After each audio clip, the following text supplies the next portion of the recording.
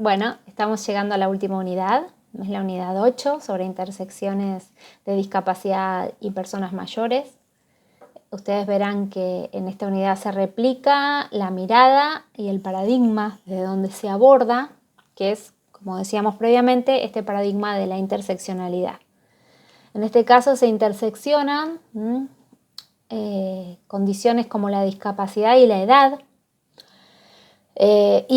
cuando la persona es mayor de edad, que quizás no está tan desarrollada la protección en el derecho internacional de los derechos humanos o los paradigmas de protección como en el caso de derecho de la niñez. De hecho, no existe en el sistema universal una convención específica sobre los derechos de las personas mayores, pero sí existe en nuestro sistema interamericano una protección específica a través de la Convención Interamericana sobre la protección de los derechos de las personas mayores.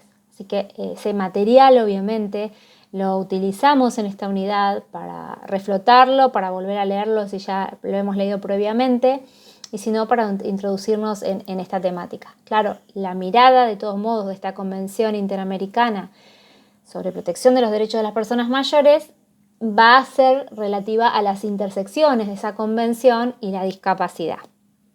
Ustedes van a ver que en el documento de presentación, que siempre les digo que es bueno leerlo, que es necesario, en el índice, una de las primeras cuestiones que se mencionan es las personas mayores en la convención y las asignaturas pendientes.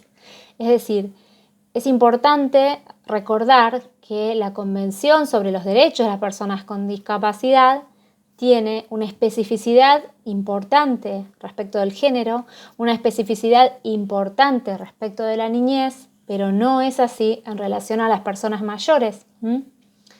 Y si me preguntan por qué, yo creo que es simplemente o complejamente por el hecho de que no se llegó con el lobby en ese momento realmente que exista la protección que existe en relación al género y en relación a la niñez es la consecuencia del lobby que se ha hecho desde distintas organizaciones de personas con discapacidad y también de organizaciones referidas a la temática concreta, sobre todo en el caso de niñez.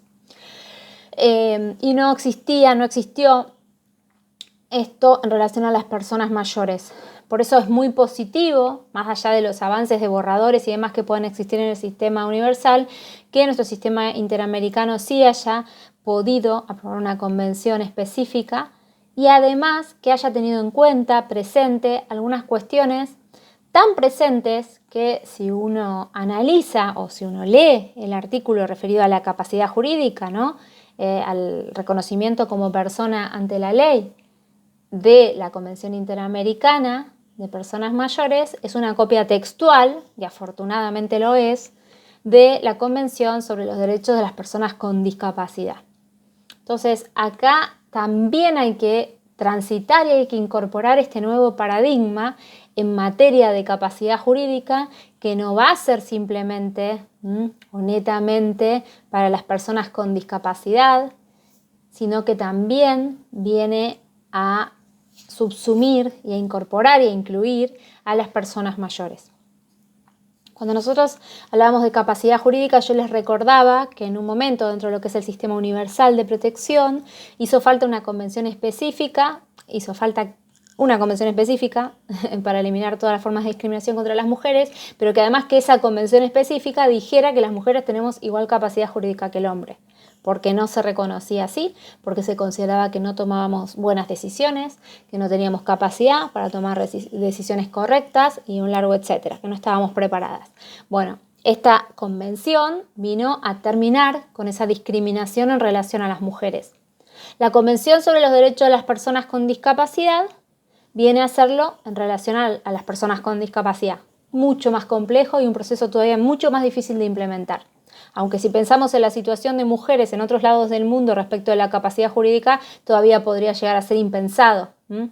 Al igual que en muchos lugares del mundo, la situación de personas con discapacidad mental o intelectual. Y cuando hablamos de personas mayores, a partir de esta Convención Interamericana, también está prohibido restringir la capacidad jurídica en razón de cuestiones que muchas veces tienen que ver con la edad. o muchas veces se relacionan o se identifican con la edad. Porque, ¿qué pasa? Al igual que cuando hablamos de mujer con discapacidad, hablamos de prejuicios, estereotipos. Cuando hablamos de niñez con discapacidad, lo mismo. Al hablar de personas mayores con discapacidad, podemos pensar que en realidad el combo es muy duro de sobrellevar. Porque las personas mayores en la actualidad, tengan o no tengan discapacidad, se asimilan a decadencia, se asimilan a enfermedad, se asimilan a pérdida de productividad, se asimilan a aislamiento, se asimilan a marginación social, se asimilan a deterioro cognitivo, a depresión, entre muchas otras, ¿no? Entonces, en realidad, se tiñe a la persona mayor de una sensación propia, desde una mirada que es externa y que luego se confunde o es propia, es externa, ¿no? Una sensación de inutilidad, de improductividad y de decadencia. Esto mucho tiene que ver también, eso desde mi punto de vista, pero bueno, los informes de Naciones Unidas y demás también avanzan un poco desde esta perspectiva, de que hay que desterrar o deconstruir la imagen de persona mayor que se ha construido a partir de un enfoque biomédico. De nuevo, un modelo biomédico de, si me permite utilizar el término, de la vejez, ¿sí? Cuando muchas de las cuestiones o condiciones que vienen con la vejez son procesos naturales, ¿sí?, de la vida. A mí se me viene acá un principio de la Convención sobre los Derechos de las Personas con Discapacidad en el artículo 3, que viene a decir que la discapacidad, como principio general de la Convención, ¿no?, que la discapacidad es parte, ¿sí?, de la condición de humanidad. En realidad lo que apunta este principio es a desterrar este concepto de normal o anormal para incluir esto de que la discapacidad es parte de nuestra condición de humanidad y parte de la vida. No nos sucede a todas las personas, pero es parte de la misma condición de humanidad. Es decir, no le sucede a los extraterrestres, no sucede a los seres humanos. A hombres, mujeres, niños, personas mayores que estamos viviendo, ¿sí?, y hoy aquí y que estamos conviviendo. El proceso de envejecimiento también es parte de la naturaleza humana y afortunados quienes llegan. Entonces, esto de patologizar el proceso de envejecimiento, ¿sí?, y de solamente tener un enfoque biomédico no suma. Eso no significa que no se requiera un enfoque médico, ¿sí?, que no se requieran herramientas que vengan de la medicina, absolutamente necesarias y súper bienvenidas. Pero el enfoque y la mirada tienen que trascender. Quizás, al igual que con la discapacidad, el problema no parte de la persona mayor, sino de nuevo, el problema está en la sociedad. Si nosotros miramos un poco, y creo que en el contexto que nos toca, justamente actual, de coronavirus y demás, las experiencias de nuestros países nos muestran en este caso la vulnerabilidad específica, ¿no?, en la que se encuentran las personas mayores. Y vemos muchas veces que las dificultades que están pasando, por ejemplo en Argentina, que tienen que ver con la tramitación del cobro de sus jubilaciones, de sus pensiones y demás, en mucho es la consecuencia de que la sociedad no está preparada, ¿sí?, de que muchos trámites o muchas decisiones se toman, bueno, ahora en realidad todo este proceso se pasa a ser informático. ¿Y cuántas personas mayores manejan? ¿Cuántas tienen una computadora? ¿Cuántas manejan el tema? ¿Cuántas manejan un cajero? Bueno, y así uno puede ir viendo, ¿el problema es de las personas mayores o el problema es de que la sociedad no está pensada? Y en eso creo que focaliza mucho la Convención Interamericana. Hay algo que me interesa destacar también de esta Convención Interamericana. En realidad son 3 artículos que me interesa a ustedes.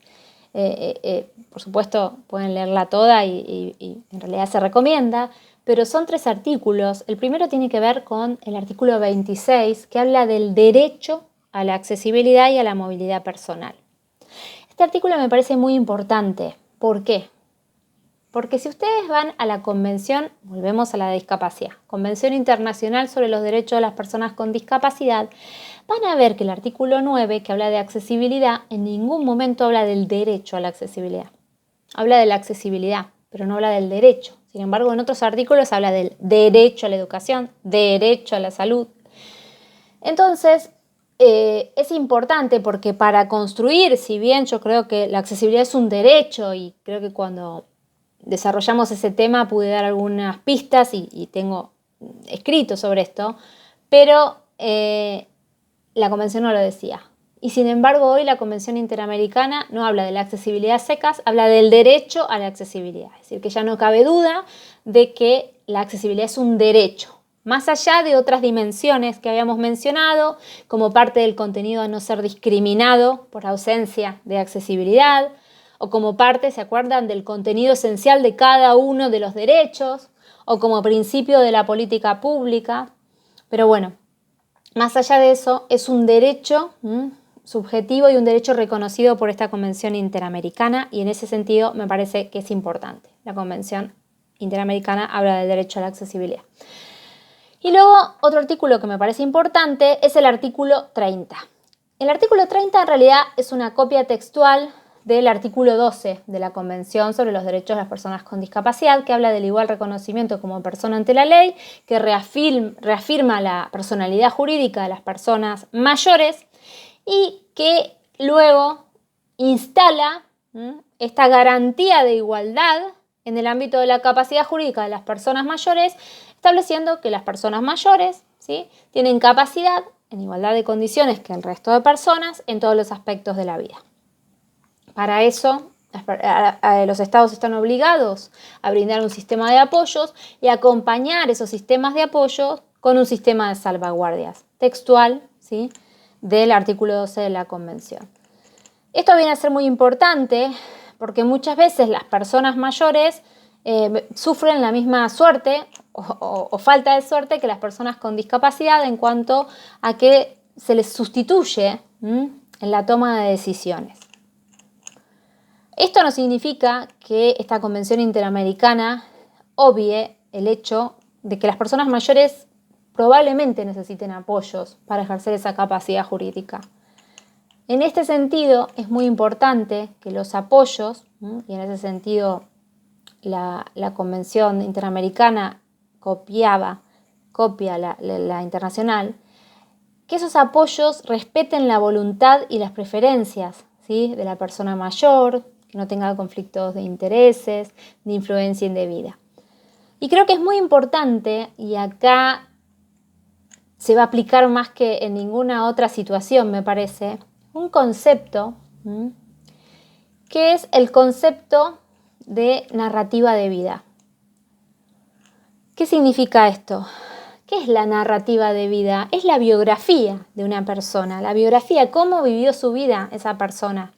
Porque claro, una cosa es una persona joven, que podemos hablar de un proyecto de vida y la toma de decisiones, y otra cosa es una persona mayor, donde toma decisiones que probablemente sigan una línea de vida, la manera en que ha vivido conforme a ciertos valores, conforme a ciertas preferencias, conforme a ciertas libertades o a ciertas no libertades. Es decir, muchas veces cuando se duda porque la persona mayor no logra o no puede manifestar su verdadera voluntad por distintas situaciones o condiciones, es importante, y creo que en esto va a tener un rol preponderante este concepto de narrativa de vida. Hay un autor, Michael Bach, que habla sobre este concepto y lo desarrolla en relación a la discapacidad, pero que para mí es muy útil y va a ser muy útil en relación a las personas mayores. Les recuerdo que igual la ley colombiana ha tomado mucho esta mirada y este concepto de narrativa de vida para la toma de decisiones y para el apoyo, para los sistemas de apoyos, y la misma ley alude muchas veces a que haya que elaborar, digamos, un informe teniendo en cuenta el proyecto de vida de la persona, las preferencias, y la narrativa de vida es eso. y en una persona mayor es más fácil dilucidar y entender esa narrativa de vida.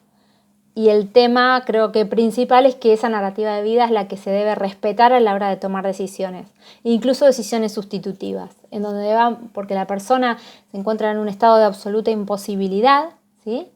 Aplicando los mismos estándares que para la discapacidad, y haya que sustituirla en un acto concreto, el parámetro de decisión no debe ser un criterio objetivo, sino el criterio subjetivo que se va a relacionar profundamente con esta narrativa de vida. El último artículo que me parece importante de esta convención interamericana es el artículo 31 sobre el acceso a la justicia, que también replica mucho la Convención sobre los Derechos de las Personas con Discapacidad, en relación a que la persona mayor tiene derecho a ser oída, con las debidas garantías, dentro de un plazo razonable por un juez o un tribunal, que deben garantizarse el acceso a la justicia en igualdad de condiciones con las demás y que deben adaptarse las condiciones de ese proceso a la especificidad de la persona mayor, es decir, se introducen las condiciones de accesibilidad, y el artículo 31 también alude a los ajustes de procedimiento en todos los procesos judiciales y administrativos en donde intervengan personas mayores.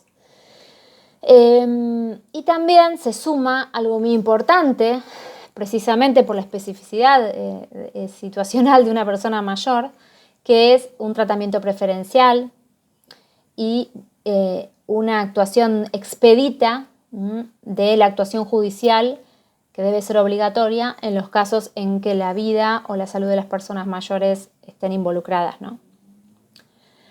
Bueno, cuando interseccionan, entonces, la vejez con la discapacidad,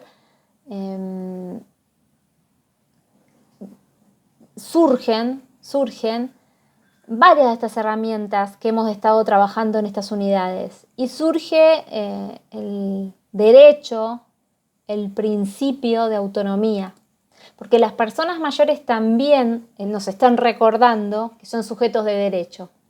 Esta concepción de pasar de ser objeto de políticas asistenciales u objeto de políticas sanitarias a sujeto de derecho, que vino a reforzar la Convención sobre los Derechos de las Personas con Discapacidad, pero que previamente, ¿sí?, el gran, digamos, protagonista de este cambio ha sido la Convención, a través de la Convención de Derechos del Niño, se potencia ahora también para las personas mayores. Es decir, es la concepción nada más y nada menos de la persona mayor como sujeto moral y por ende como sujeto de derecho. La persona mayor con capacidad de tomar decisiones y de la persona mayor con el derecho a que se le facilite la toma de decisiones y no a que se la sustituya.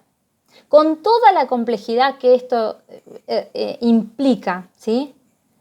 Porque además, en el caso de la discapacidad, muchas veces son padres, madres, pares, la sociedad, luego son hijos, pero en el caso de las personas mayores generalmente son parientes o hijos que deben apoyar, ¿sí?, muchas veces cuestiones con las que quizás no estén de acuerdo, y por eso también rige en el ámbito de los derechos de las personas mayores este derecho a cometer errores, que surgió en los debates de la Convención Internacional sobre los Derechos de las Personas con Discapacidad.